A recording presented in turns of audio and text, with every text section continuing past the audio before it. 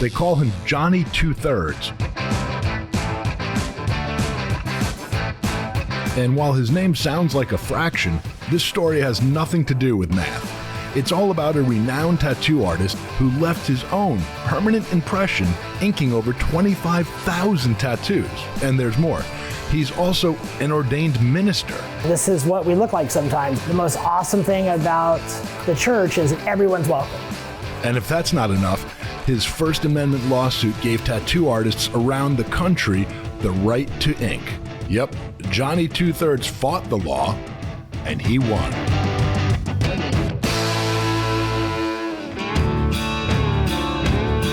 Art, imagery, symbols. They've been the tools of storytellers since the beginning of time.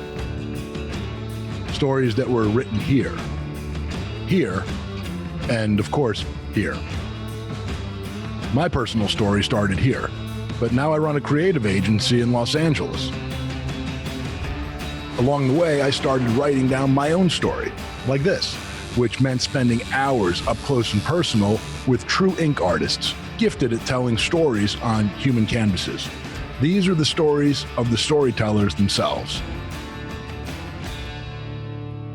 This is Think and Ink.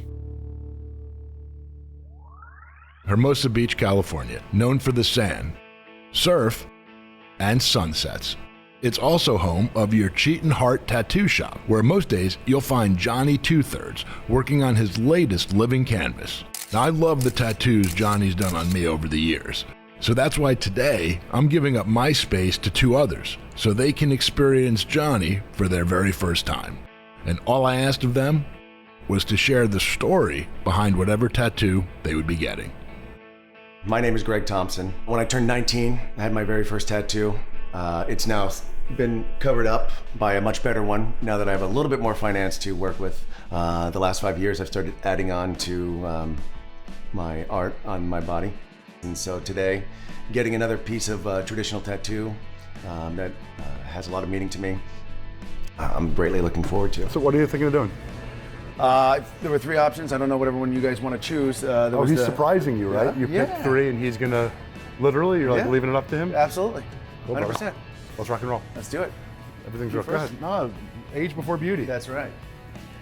That is funny, man. So I was just talking to Johnny a second ago about how you and I knew you and you had like zero tattoos, everything else. You're like 100 pounds heavier, roughly. Right. Then all of a sudden, like washboard abs, completely transformed. You have like 5 tattoos, and kind of from 0 to 100. I try. No. Hey, What's going on? I'll let you who do I shake first? Good to see you again, man. So you're surprising today. Like, what did we do? Like, you came up with 3 different designs. I saw them. They're pretty cool. Yeah, there are three things that I've seen him do for other people that I was like, oh man, these are great ideas, and I know that I just left it all in his hands. What did you pick one? So yeah, I chose to do the dagger just because it seemed more up my alley. It was also the first option I was given, so first idea is always the best typically, right? Awesome. So you're drawing up a dagger. You know which one that is? Yeah, absolutely. What's the story with the dagger? What was behind that?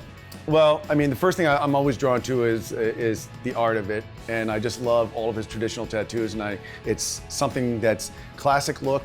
A lot of the daggers will have a ribbon that run around it that have a saying that's sentimental or means a lot to them, and my quote is without struggle there's no progress, and it's one that I've been wanting to kind of put somewhere on me. Without struggle, there's no progress. In the dagger, you're putting. Yeah, a ribbon that goes around that, and it just meant a lot to me. And if I could do that in a traditional form, it just seemed like a perfect fit. So tell me a little bit, like as we're going through this, a little bit about your story, specifically the dagger and then the quote. Without struggle, there is no progress. You've been through quite a bit of progress, I think, in the last year, 2 years of your life, right? You've changed a lot. Sure. You know, it's been 4.5 years since I've been sober, or since I took my last drink, my last pill. You know, as Drew has seen me, you've seen both sides of me. You know, you've seen me incredibly, I've seen 8 sides of S-faced. you. Yeah, listen, you know, there was a different energy to me. I was 60 pounds heavier. I was living an unhealthy life. There was only a few people that really kind of saw the dark side of what I was going through and knew about it, your family being one of them. So it wasn't something that, you know, I shared with a lot of people. Unfortunately, I don't have an off switch. Yeah. And so 4.5 years ago, my wife helped me make this decision because I was robbing my wife and my kids of their dreams by constantly not being present in their lives. And so 4.5 years ago, I changed.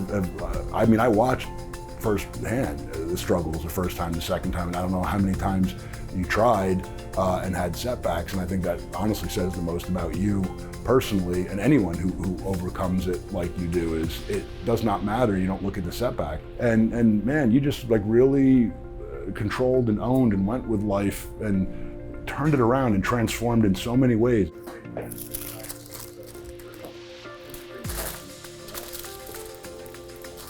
Oh yeah.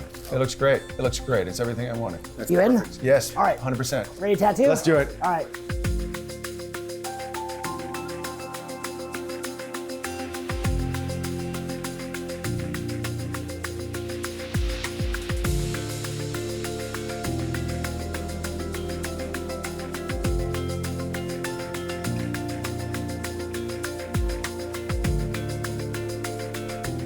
Are you ready? Let's do it. Okay. I've been in recovery for a long time for alcohol and opiates. And since I was 19, you know, all the way up till 5 years ago, you know, was constantly living life to its fullest, you know, having no regard for what I had, you know, my wife, my kids. And so when I was able to start really embracing what recovery meant and building up some sobriety and some time, the tattoos kind of began a way for me to symbolize that this journey is ongoing. And so when I add pieces to it, they usually have strength. They usually have this idea of, you know, mortality. I think that embrace what you have now, live in the now, appreciate what you have, be humble.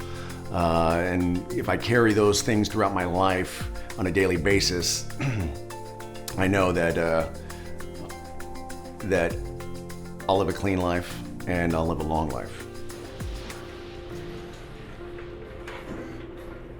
What do you think, dude? Looks great. I mean, like I said, it's the first one that I chose that is meaningful, you know, in terms of my sobriety and things like that, and my growth as a person. This is the one that I chose specifically for that, and so I really appreciate it. It's awesome. So, thank you very much, man. Oh yeah. Oh, it's great. Oh, I like the placement. Man. Yeah. Perfect piece. I'm glad you like it. Oh man, thank you very much. It's amazing to me that something so heavy could be marked with a tattoo. Well, I appreciate it. Thank you, brother. My pleasure. Thank you. Thanks, man. Bye, brother. Appreciate it. Talk to you soon. Awesome. Awesome stuff. That was easy, right? But getting a tattoo in Hermosa Beach, California hasn't always been easy. In fact, it was a 7-year-long legal battle. I wonder if it had anything to do with his name. How'd you come up with 2/3, by the way? Because I don't know anyone named like a fraction. Yeah, right. So right. what's the story? So I started going by that nickname about 20 years ago.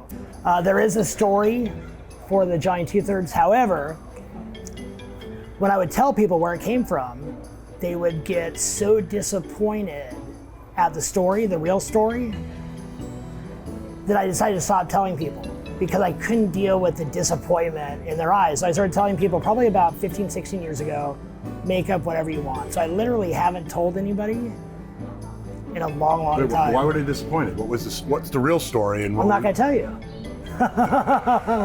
You should not even be standing here. We shouldn't be. There was a massive legal battle that you were the man behind that basically not only enabled tattoo shops in the city of Hermosa Beach, where we are right now, that were banned, not allowed, but there are tattoo shops all across the country in cities and towns that previously to you in your court case would not have existed, were not allowed to exist. What exactly was the story there? So there was a coffee shop right below us that I used to hang out at as a teenager, and I literally grew up on this pier. In Hermosa Beach? In Hermosa Beach, just hanging out. And I remember sitting at this coffee shop directly below us thinking, one day I'm gonna come back and open up a tattoo shop here. And at the time, there were no actual tattoo shops. And this is where it gets interesting. So you went to San Pedro because that was LA. You were able to get okay.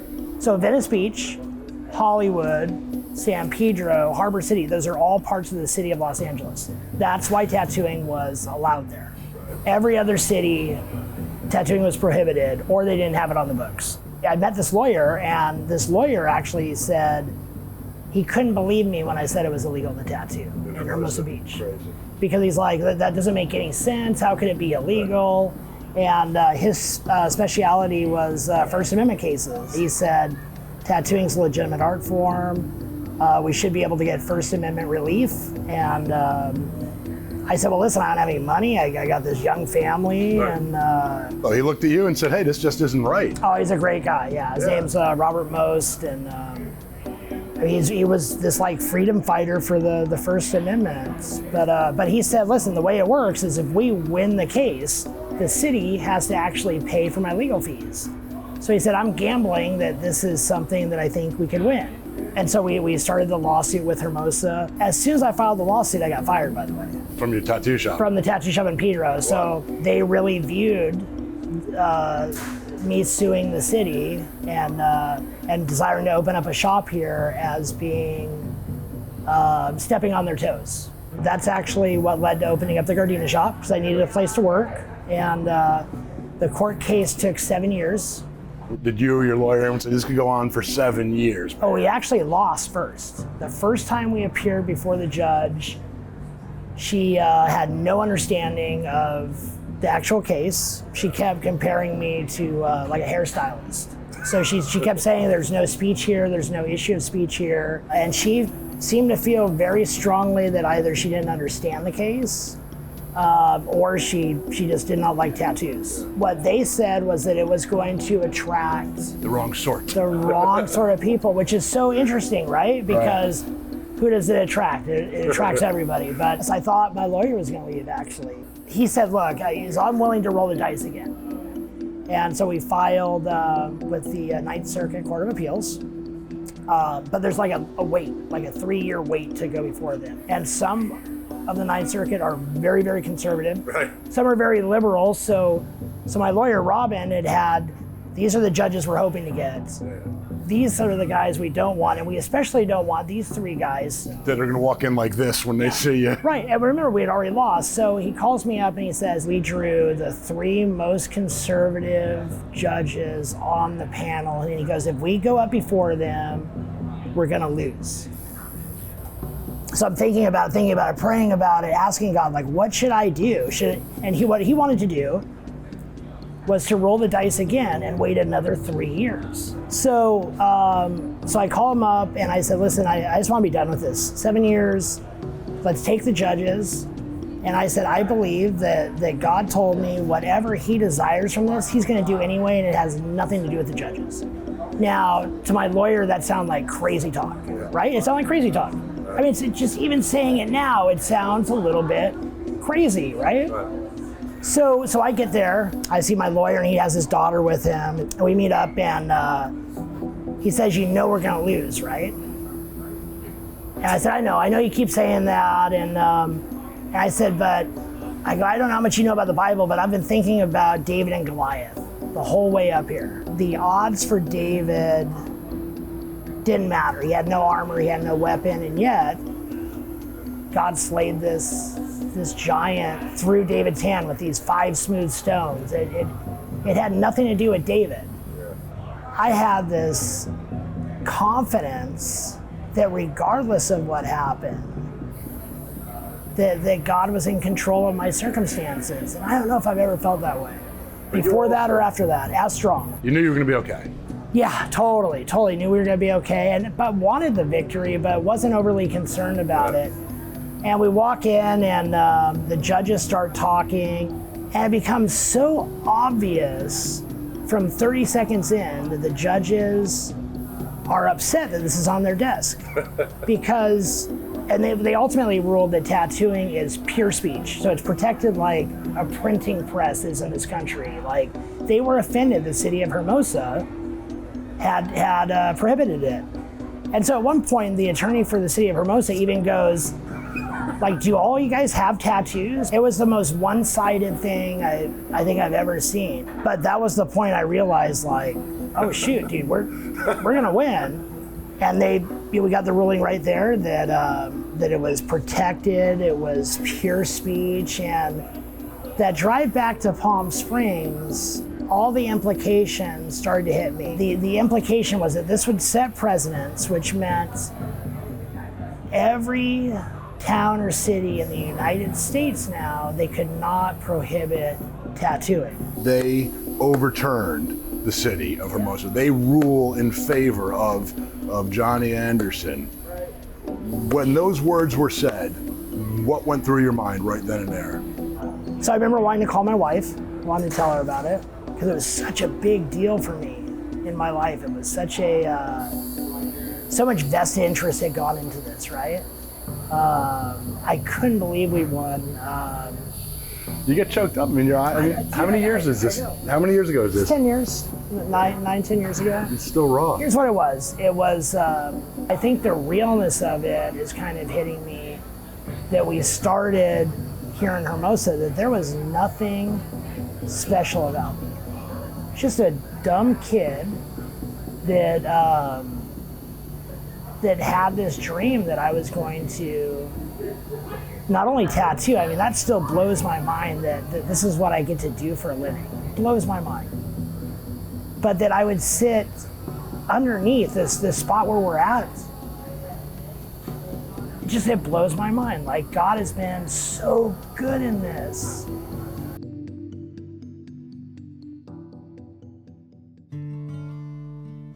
How are you? Good, how are you? I'm Drew. I know you from your Carla. pictures. Nice to meet you. Johnny. Hi, so nice to meet you.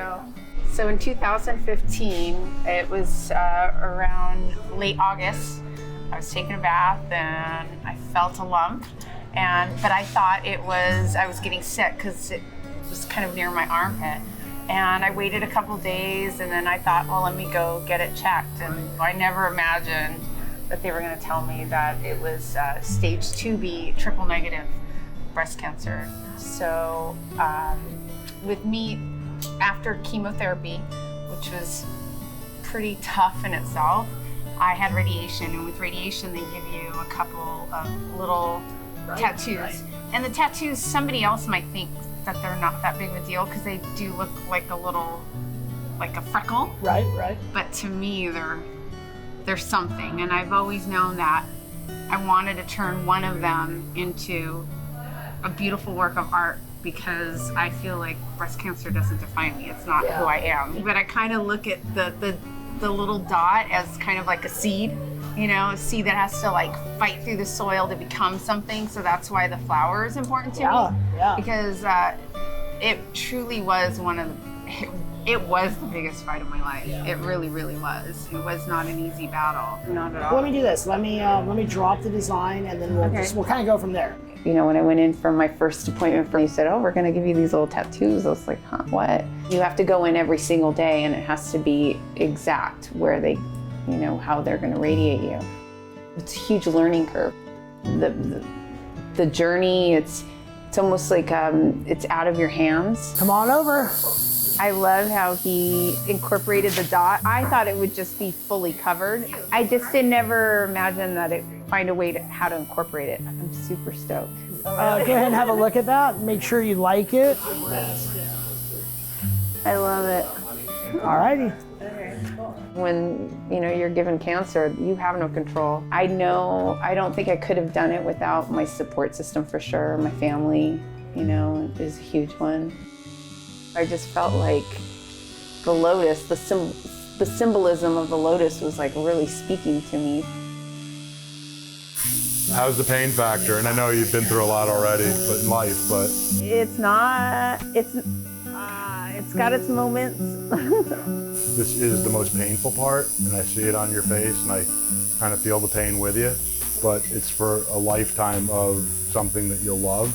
How many kids do you have again? I have 2, and I have a grandson. He was actually, born while I was going through chemo, and it was perfect timing that he was born, because, I'd be like in so much pain, and my daughter would like put him on top of me, and it would just, like the pain would like melt.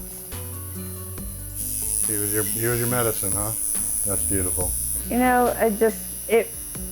hear people make that comment all the time, life is short, but you really understand and really get how fragile and truly short it is. We all have an expiration date. There's nothing you can do about that. So I think of, when that time comes, am I going to be pleased with, how I lived it? And if I'm fearful of something now, I just kind of do my best now to push through it, because, life is short.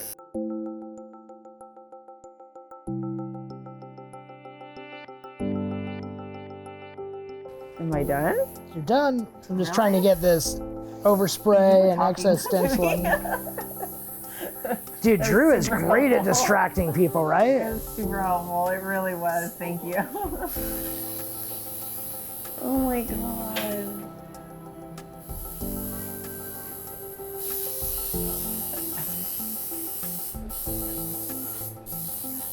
Thank you. Sorry. My pleasure. Thank you so much. I love it. It's gorgeous. Thank you. Thank you for letting me be a part of it. Oh my God, it's beautiful. Thank you. Thank you. I'm sorry. Sorry, guys. It's more than. Thank you. Thank you. Wow. It's just beautiful. It's just, it really, especially it being the lotus, just a chapter of my life that it's gone. The chapter is, it's past it, but it's something beautiful's come out of it. A lot of beautiful things have come out of that chapter. I love it. I really love it. Thank you so much. Thank you. It's almost like a little hard to process, because I knew I wanted something, but I wasn't sure what. And what he created, his vision was just exceeded anything I would have imagined. I almost feel like it's a bookend on that chapter, if that makes any sense. It's a beautiful bookend for me. Hey, this is Drew. Hope you enjoyed watching Think and Ink Episode 2. This is a total passion project for me. So if you have a story to share, please email Kayla at asnotseenontv.com. We'd love to hear from you and maybe help tell your story too.